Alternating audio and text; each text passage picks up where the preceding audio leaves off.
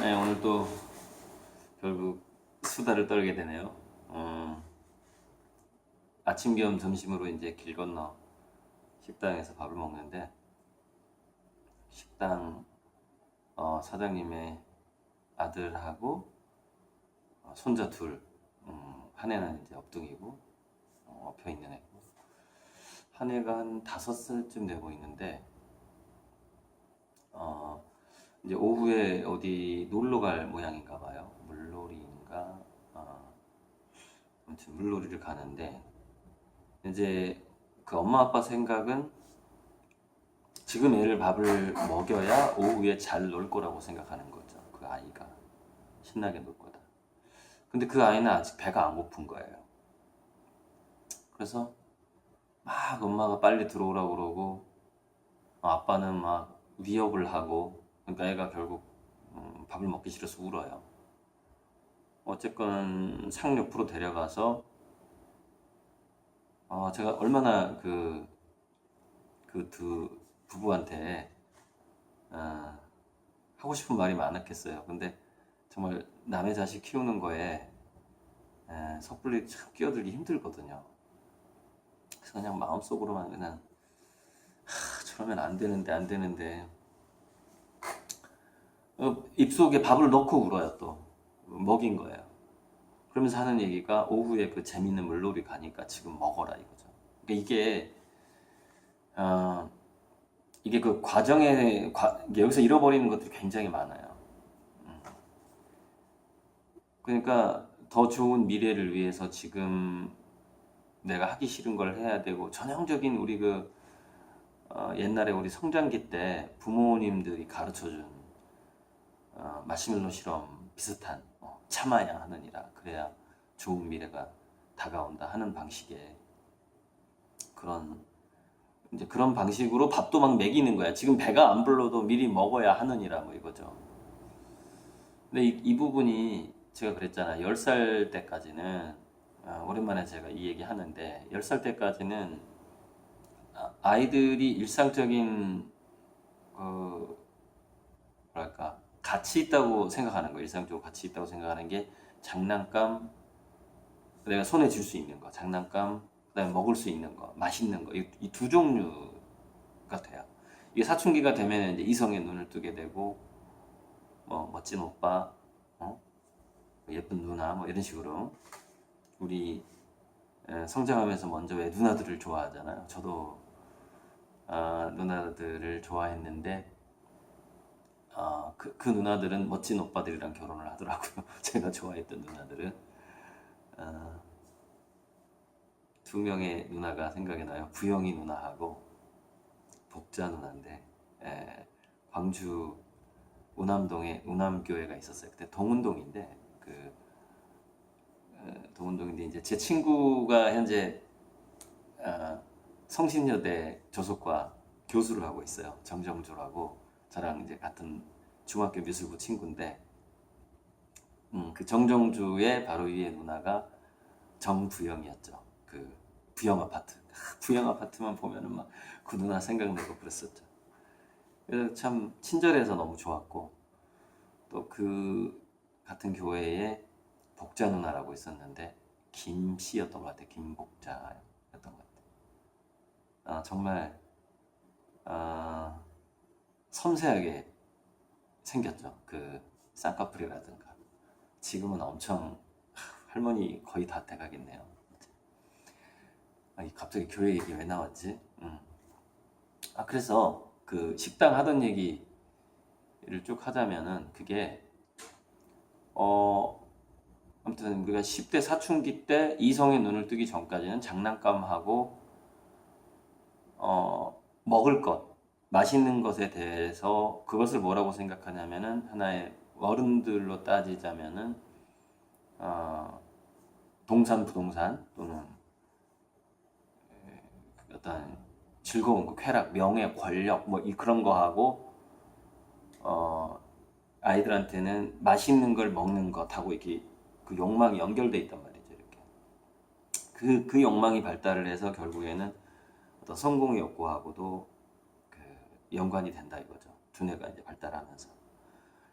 그런데 이게 보세요.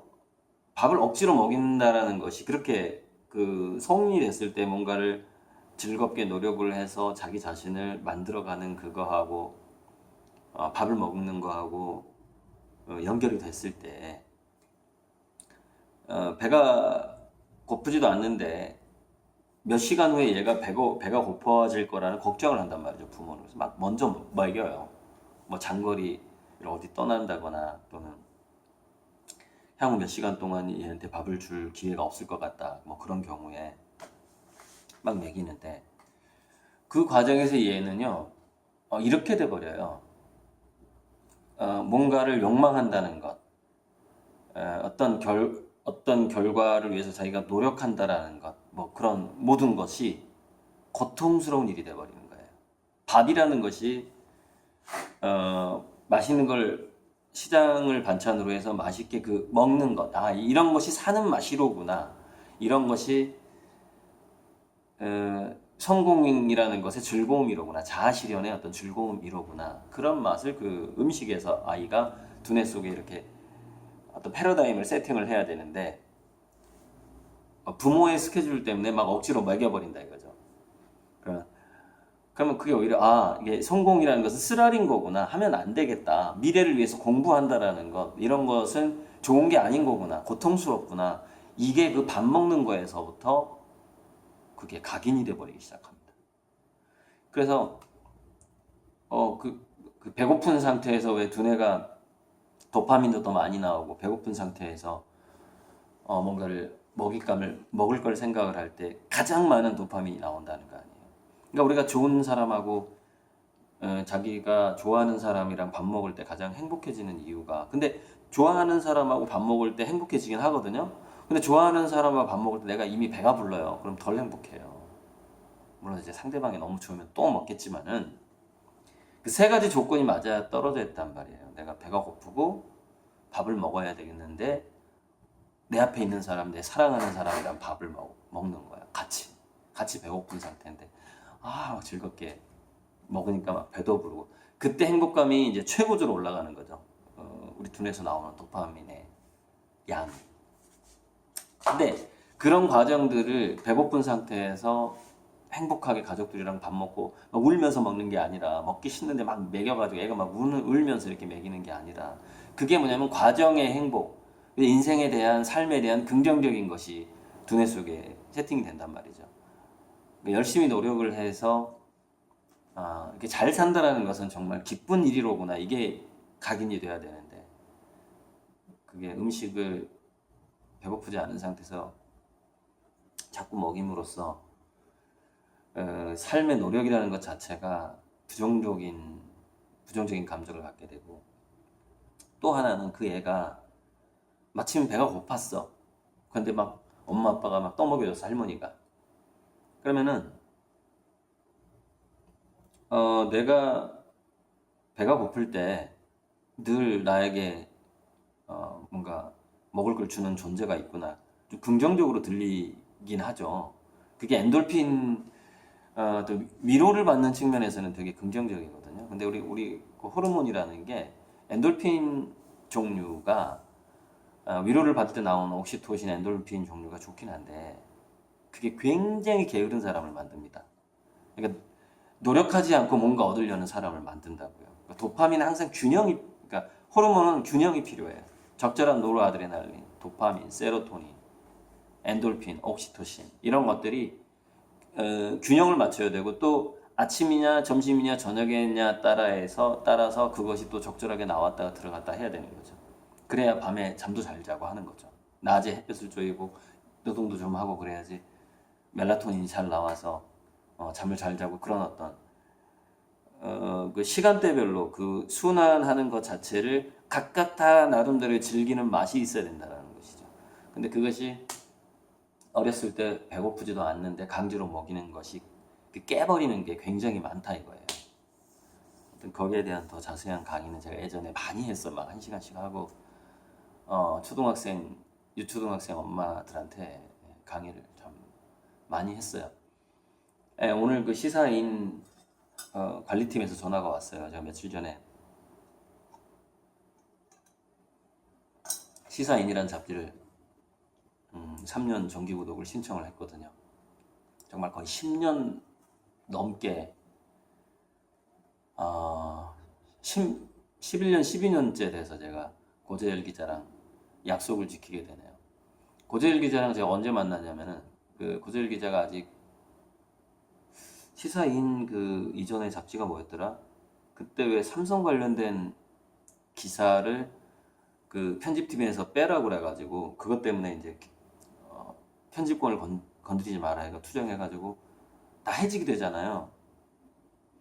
무슨 유명한 시사 잡지였는데 이름이 잘 생각 안 나는데 아무튼 그 사건이 터지기 전에 제가 2004년에 그 정동의 경향갤러리에서 세 번째인가? 네, 세 번째 개인전을 하고 있었어요. 그때 이제 넥타이를 가지고서 정말 재료비도 없고 해서 정말 허접하게 조그만 데서 그 경향갤러리 또 반으로 나눠가지고 그 입구에서 이렇게 정말 허접하게 하고 있었는데 그때 조영남 씨가 참 왔었구나.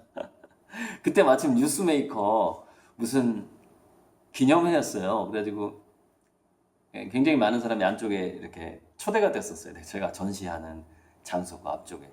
정말 저는 우리 선생님이 그 전시장에 안 오길 바랬거든요.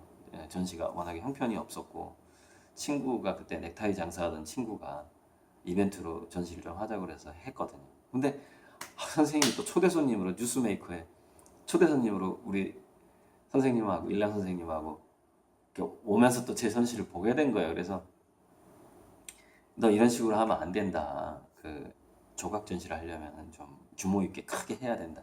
누가 몰라요. 재료비가 없어서 그렇게 작게 한 거지. 아무튼 그런 좀 야단도 맞고 그랬는데 근데 이제 그 축사를 하는데 뉴스메이커 축사를 하는데 아무튼 그 즈음에 고재열 기자가 제 전시를 취재를 해서 그때 제가 전시 작품마다 옆에다가 A4지를 붙여가지고 작품 설명을 쭉 써놨었어요. 그 전후에 그 뭐 하루 전후인데 그 뉴스메이커 행사 하던 하루 전후인데 그래서 이제 고재열 기자가 저한테 미술 평론을 해도 좋겠다는 거예요. 그러니까 제 작품을 이렇게 설명하는 게 더 마음에 들었나 봐요. 고재열 기자도. 그래서 미술 평론을 하셔도 잘할 것 같아요. 그러면서 가더니 그 다음날 카메라맨을 데리고 와서 막 찍어가지고 제가 그 잡지에 이렇게 2면인가 이렇게 나갔어요. 한 면인가. 그거 그 당시에 유명한 잡지여가지고 시사저널이었나? 아무튼 유명한 잡지여가지고 뭐 전화도 오고 그랬었죠. 잡지에 나왔었다고. 그래서 그때 뭐 제가 뭐 빚도 지고 있고 그때 그냥 신용불량자가 된 지 얼마 안 된 그런 상황이었고 막 그런 얘기를 꺼내면서 살짝 어두운 그런 인터뷰를 했었죠. 뭐 그때 이혼한 지 얼마 몇 달 됐을 때였고 한 3달 됐을 때였죠. 굉장히 막 눈물이 그 딸 때문에 눈물이 막 쏟아지는 막 그런 와중에 그 전시를 했었어요. 어쨌건 그때 조영남 씨가 저는 그때 이제 살짝 조영남 씨 좀 경솔한데 뭐 그런 느낌을 가졌는데 축사가 뭐였냐면 뭐 다 운이라는 거예요. 세상 사는 게. 그러니까 운칠기삼이 아니라 그 당시 조영남 씨의 얘기는 운이 99%라는 얘기를 자꾸 하는 거예요. 그러니까 거의 100% 운이다 뭐 이런. 뉴스메이커가 지금 그 당시에 좀 잘 나갔어요. 지금은 완전히 망가진 잡지사가 됐는데 팔아 넘긴 것 같아요. 지금은 이제 지면 장사를 하고 있는데 제가 뉴스메이커에도 인터뷰를 하는데 한 50만 원씩 주거든요. 인터뷰 한번 하고 또 피플투데이도 했는데 피플투데이는 할만해요. 굉장히 인터넷에서 홍보도 잘해주고 그다음에 인터뷰를 직접 와요. 인터뷰된 글을 그냥 보내라가 아니라 기자가 직접 와서 찍고 인터뷰를 하죠. 그 출장비만 해도 얼마예요? 그거 뭐 한 50만 원, 60만 원에 인터뷰 하지 뭐 모든 걸 다 취재해 주지. 그리고서 종이 양면에 이렇게 나가고 블로그라든가 이런 데서 홍보 잘해주고 네이버에 항상 상위 검색되고 피플투데이는 돈 내고서 한번 인터뷰 해볼 만한 잡지라고 저는 생각을 해요. 뉴스메이커는 이제 끝났어요. 아우, 잡지 엉망됐더라고. 아무튼 그때 조영남 씨가 그렇게 이것도 운이고 저것도 운이다 이렇게 하는데 그 자리에 우리 이제 일랑 선생님이 계셨는데 우리 선생님은 노력을 굉장히 강조하시는 분이란 말이에요. 진인사 대천명, 99% 노력하고 1%의 천명을 기다려야지. 99%가 막 다 운 때문에 잘 되는 거고 이렇게 얘기해버리니까 얼마나 듣기 싫었겠어요. 그것도 나이 어린 사람 그렇게 얘기하니까. 그러니까 그 밖에서 대천시장에서 들으면서 우리 선생님 굉장히 괴롭겠는데 근데 그 생각 하자마자 선생님이 중간에 튀어나오더라고요. 그래서 그때 그 경향신문의 간부하고 경향신문사에 가면은 이제 우리 선생님 그림 막 독도 그림도 있고 그래요. 그러니까 좀 친하신 분이 있더라고요. 그 신문사에. 그래서 둘이 따로 나가더라고요. 그 카페로 갔는지 식사하러 갔는지 모르겠는데 나가버리더라고요. 조영남의 그 얘기를 다 못 견디더라고요. 그래서 밖으로 가버린 그런 사건이 있었죠. 그때 이제 그 전후에 이제 그래서 고재일 기자가 저를 시사저널에 내보내줬고 전시를. 그래서 이제 그 사태가 터졌어요. 해직이 다 되고 해서 이제 시사인을 시사인이라는 잡지를 만들기 위해서 그때 자선 전시회 같은 걸 했어요. 이제 자금을 모으기 위해서. 제가 거기 작품 2점을 냈습니다. 인사동에서 했는데 그게 2006년인지 2007년인지 정확히 모르겠네요. 지금 시사인이 한 10년 넘었다고 하니까. 그래서 작품 2점을 내고 그때 한명숙 그 총리 그때 서울시장을 하고 나서였나? 그러니까 와서 이제 축사하고 근데 그 이후에 구속이 됐죠. 지금 결국 무죄가 되었지만은. 그리고 이제 어떤 아나운서가 한 명이 와서 이제 그 자선 전시회 사회를 보고 그래서 그 사회자한테 제 그 눈동자 그림 그때는 스케치로 그렸어요. 이렇게 스케치로 연필로 그림을 그 아나운서 그 일당으로 갔죠. 그 아나운서가 제 그 아마 종이 스케치 그림을 가지고 있을 텐데 잘 보관하고 계시길 바라고. 또 아무튼 작품 2개를 했는데 하나는 지금 어디로 갔는지 모르겠고요. 그 당시 갤러리 눈이었다. 인사동 갤러리 눈에서 했었는데 아무튼 시사저널 오픈 파티에도 제가 그래서 이제 초대돼서 갔어요. 그래서 그 옥상에서 막 이것저것 먹고 그때 이제 고재일 기자한테 제가 약속을 했거든요. 시사인을 구독해주겠다고. 그런데 지난 10년 동안 너무 힘든 거예요. 여기 구독할 돈이 없는 거예요. 신문 볼 돈도 없는데. 그래서 뭐 작년, 재작년 한 몇 년, 3년 전인가 그때부터 이제 제가 후원자가 생기기 시작해가지고 또 지금 이렇게 제 그림을 선물로 사주시는 분들 이것도 이제 곧 다음 주나 다다음 주에 나가야 될 그림인데 조금 변화를 준 게 이게 빛방울이란 말이에요. 빛의 방울이에요. 빛이 이렇게 뭐 그냥 빛방울일 수도 있어요. 그 빛방울이 생명을 지구상에 전달해주는 역할을 하니까 태양 말고 태양은 이제 주된 생명의 원천이고 그 밖에 여러 가지 것들이 필요한데 빛방울을 그 김창렬 저로서는 선배님인데 학교 대학 선배님 그 선배님의 물방울의 느낌을 이건 물방울이 아니라 빛방울이니까 좀 이렇게 밝게 더 빛나야 되잖아요. 그래서 예전에는 그냥 물감만 했는데 이 떨어지는 그 빛에다가 조금 더 진주색 펄로 좀 장식을 했어요. 좀 더 눈에 띄게. 더 좋은지 나쁜지는 모르겠고 아무튼 빗방울은 또 하려고 그러는데 그래서 제가 10년 넘게 고재일 기자와의 약속을 못 지키고 지내다가 드디어 제가 이제 그 약속을 지키는 거예요. 시사인이란 그 종이 잡지를 3년 동안 이제 지금 한 20% 할인 행사를 하고 있더라고요. 그래서 구독을 하기로 했는데 오늘 뭐 밥을 먹기 싫은데 억지로 먹는 아이가 아이가 그 삶의 과정의 아름다움을 잃어버림으로써 결국 그 아이에게 닥칠 미래의 어떤 트라우마 그리고 그 부모의 수준을 그 자식이 뛰어넘기가 참 얼마나 힘든가. 그 장면을 제가 오늘 이제 목격을 해서 참 가슴이 아팠고요. 그리고 제가 이제 그 피플투데이는 직접 인터뷰를 와서 잡지에 실어주기 때문에 한번 돈이 들어가지만 피플투데이는 한번 인터뷰를 해볼 만하다.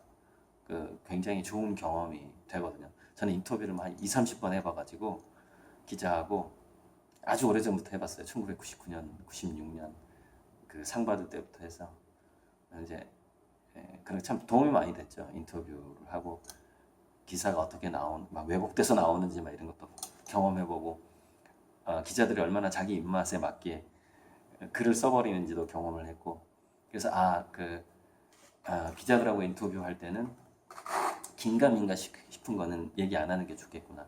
긴가민가 싶은 걸 더 부각시키는 경우가 있거든요. 왜냐면 그 사람이 이슈가 될 만한 거니까. 그래서 제가 인터뷰할 때는 자기가 자신 있게 할 말이 아니면은 안 꺼내는 게 좋아요. 기자가 그 약점을 파고드는 성향을 갖고 있기 때문에 그래요. 더 문제거리를 만들어야 이슈가 되니까. 그래서 인터뷰할 때 그 점을 참 조심해야 되고 그래서 또 하나 조심할 건 뭐냐면은 인터뷰 자리에서 공식적인 자리가 아니라 비공식적인 자리가 있어요. 그러니까 이제 우리 인터뷰 끝났으니까 식사를 하고 갈래요? 그때 마음을 풀어놓으면 안 돼요. 그러니까 밥 먹을 때 설마 이 얘기가 신문에 나가겠어? 라고 이제 기자랑 밥 먹으면서 가볍게 한 얘기 있잖아요. 그게 공식적인 인터뷰하고 내용이 섞여버립니다. 그러니까 모든 소스를 이용해서 기자는 이슈를 만들어야 되기 때문에 그래서 밥 먹을 때, 차 마실 때, 술 한잔 할 때 그 기자한테 자기가 지켜야 될 얘기를 지켜야 됩니다. 제가 정말 심하게 당해본 적이 있어가지고.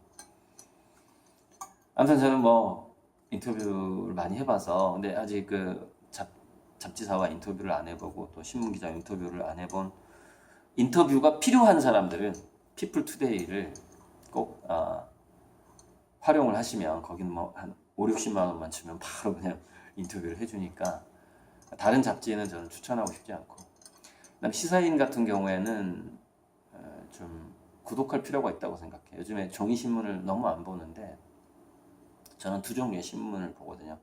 한겨레 신문하고 동아일보를 보는데 하나는 보수, 하나는 진보. 그거보다 더 진보 신문이 있었으면 좋겠는데 아마 시사인이 좀 더 진보일 가능성도 있어요. 한겨레보다도. 그래서 볼 필요가 있어요. 지금 이렇게 갑질 시대에는 특히 볼 필요가 있는데 며칠 전 한겨레 신문 일면 기사에 그때가 이제 노회찬 의원의 타살인지 자살인지 그 연결식이 끝나고 하루 뒤였나? 김동연 부총리가 이재용 만나러 간 사진이 막 나오고 그러고서 이제 일면에 삼성이 복제약 값을 올리려고 한다. 이 기사가 나온 거예요. 여러분 우리 복제약이라는 게요. 보통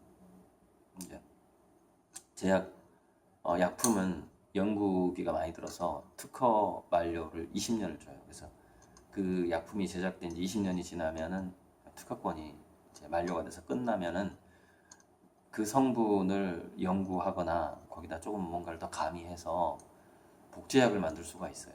근데 보통 복제약은 노바티스의 글리백이라는 백혈병 치료제일 것 같은데 그 복제약 같은 경우에는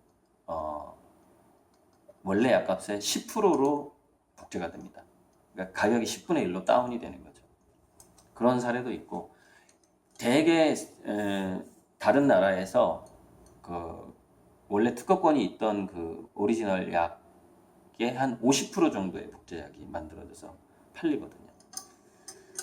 근데 한겨레 신문 기사 일면에 정말 제가 그 정도일 거라고는 생각을 못 했는데 현재 우리나라 복제약의 가격이 70%가 넘는다라는 거예요. 80%짜리도 있다는 거예요. 특히 삼성에서 만든 게. 근데 그것을 더 올리는 꼼수를 쓰고 있다라는 기사가 나오는 거예요. 정말 저는요, 막 눈물이 글썽거리고 너무 슬펐어요. 왜냐면은 지금 그거를 막을 수 있는 세력이 한국에 없기 때문에요. 그러니까 우리가 관심을 가져야 돼요. 원래 복제약이라는 것은 10분의 1로도 판단 말이에요. 그런데 70%, 80%, 80% 넘는 가격까지 복제약 값을 그렇게 비싸게 팔고 있고 우리나라가 다른 보통 나라보다 복제약 값이 한 20%가 더 비싸다는 거예요. 그러니까 이게 왜 슬프냐면 아픈 사람들을 대상으로 장사를 하는 거인데다가 그 돈을 누가 내죠? 저도 병원에 안 가고 뭐 저는 검사 맡으러도 안 가거든요. 의료보험료 내지만은 우리가 내는 의료보험료를 아픈 사람들을 요긴하게 쓰라고 우리가 보험료를 내는 거잖아요. 또 자신이 언제 아플지도 모르고. 그러니까 국민의 그냥 세금이에요. 세금인데다가 그 아픈 사람들을 이용해서 우리나라 최대의 기업이 돈을 더 받기 위해서 김동연 부총리를 만나고 있다라는 기사가 얼마나 슬픈 기사냐고 이게. 얼마나 가슴이 아프냐고요. 딴 데는 복제약을 10%에서 50% 미만 가격으로 판대는데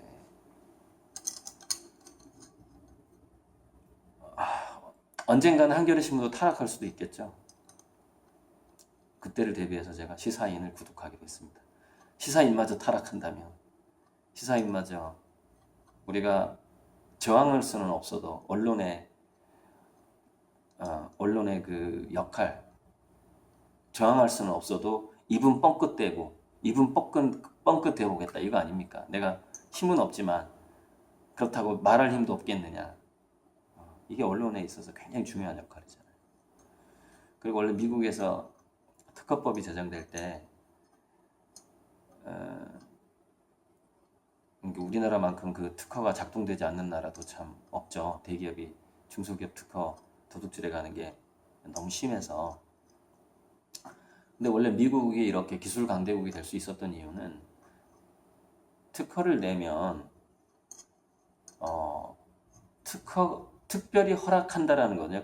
뭐를 특별히 허락하냐면은 독점권을 특허한다는 뜻이에요. 그러니까 이 기술로 상품화하는 것을 다른 기업이 못하도록 만약에 하게 되면은 당신들한테 로열티를 당신들이 원하는 대로 주고 그것을 만들 수 있도록 우리 법원에서 특별히 허가한다. 그게 특허예요. 근데 그 특허가 처음에 등장을 했던 이유가 뭐냐면은 힘이 강한 사람, 돈이 있는 사람들이 아이디어를 뺏어가는 게 너무 심한 거예요. 그래서 법원에 등록만 하면은 특허청에 등록만 하면은 더 힘있고 돈 있는 사람들이 당신의 특허 아이디어를 뺏어가지 못하고 그것으로서 당신이 다시 또 연구비를 벌고 새로운 더 좋은 과학기술을 발명품을 만들 수 있도록 우리가 보장을 해주겠다. 이게 특허의 본래 목적이란 말이에요. 근데 외국에서는 그 특허마저도 그 특허가 공익을 지나치게 위협할 때, 즉 특히 의약품 특허입니다. 그러니까 그것을 먹어야 되는 그 약을 먹어야 되는 사람들이 대부분 가난한데 또 의료보험도 충분히 발달하지 않은 그 나라에서 가난할 때 이게 인도에서 있었던 소송인데 제가 이거 그 경기신문 칼럼으로 썼어요. 그저께 쓴 기사예요. 삼성 얘기도 썼고 쓰면서 좀 겁은 났습니다. 지금 이렇게 무소불위의 권력이 삼성인데 내가 또 삼성을 공격하는 칼럼을 쓰고 있구나. 아유 어떡하냐 이러면서 근데 또 안 쓸 수 없어가지고 그 복제약 문제, 복제약 가격 문제 칼럼을 썼는데 그래서 인도 법원에서는 노바티스의 그 백혈병 치료제를 특허를 내겠다라는 소송이 있었는데 법원이 특허를 안 내줍니다. 그냥 별로 특별할 것도 없네요. 그래가지고 왜냐하면 특허를 내면 가격이 비싸질까봐 그 국민들을 위해서 특허를 거부하고 막 그런 소송이 한 번 있었어요. 그 소송 이야기를 칼럼에 쓰면서 아픈 사람들 정말 좀 그래요. 아픈 사람들을 대상으로 그 다음에 마땅히 교육받아야 할 어린아이들을 가르치는 것으로서 사람들을 치료함으로써 돈을 번다라는 것은 저는 윤리적이지 않다고 생각합니다. 그런 건 사실 다 무료화된다라는 걸 지향해야 된다고 생각하는 것이죠. 권력을 가지고서 또는 의약품을 가지고서 또 또는 지식을 가지고서 지식을 특히 아이들한테 전달을 할 때 그것으로서 돈을 번다라는 것은 너무 잔인한 짓이다. 그게 뭐 불법이다 이런 게 아니고 나쁜 짓이다가 아니라 좀 잔인하다. 그런 생각이 많이 들어요. 그래서 이 말로 좀 끝내고 싶은데 여러분, 공룡의 욕망이라는 주제로 끝내고 싶은데 지금 30분 돼서 곧 이게 그렇지 않아도 끝나겠네요. 공룡의 욕망은요, 덩치가 커진 만큼, 그러니까 욕망하는 본능은 사라지지 않잖아요. 근데 공룡이 덩치가 커졌어요. 근데 덩치가 작았을 때 공룡의 욕망의 그 20%를 채우는 일과 덩치가 큰 공룡의 욕망의 20%를 채우는 일은 다르잖아요. 근데 그 공룡은 그 욕망을 포기할 수가 없단 말이에요. 그것이 관성이란 말이에요. 관성대로 간다는 거죠. 근데 그 공룡이 작았을 때 그 작은 공룡 욕망의 20%를 채우기 위해서 우리 국민들의 세금이 그렇게 많이 들어가지는 않았다는 거예요. 근데 지금 커져버린 공룡의 욕망을 우리가 코끼리 사료비가 많이 드는 것처럼 그 사료비를 지금 대줘야 되는 사람이 그냥 일반 국민들이에요. 둘 중에 하나가 필요합니다. 공룡의 욕망을 줄이든지 아니면 공룡의 사이즈를 줄이든지. 하지만 그 본능, 자기가 누려왔던 것을 지속적으로 누리고자 하고 또 일정 부분 뭔가를 먹지 않으면 배가 고파지는 그 본능, 그 현상은 사라지지 않죠. 즉, 저는 공룡이 식욕을 줄일 거라고 생각하지는 않습니다. 공룡의 크기를 줄여야죠. 그것이 우리가 세금을, 피 같은 세금을 아끼는 방법이 될 것이고, 근데 그건 너무나 힘든 일이고 혁명과 같은 일이라서 보통 사람이 그런 일을 할 수 없다고 생각을 해서 제가 이제 이재명의 인간성은 모르나 좀 깡이 있는 사람이 필요하다. 정치권에. 노멀한 사람이 아니라 조금은 특별한 사람이 필요하다 이런 생각을 갖고 있는 거예요. 왜냐하면 공룡이 너무 크기 때문에. 공룡의 욕망을 줄일 수 없기 때문에. 이상입니다.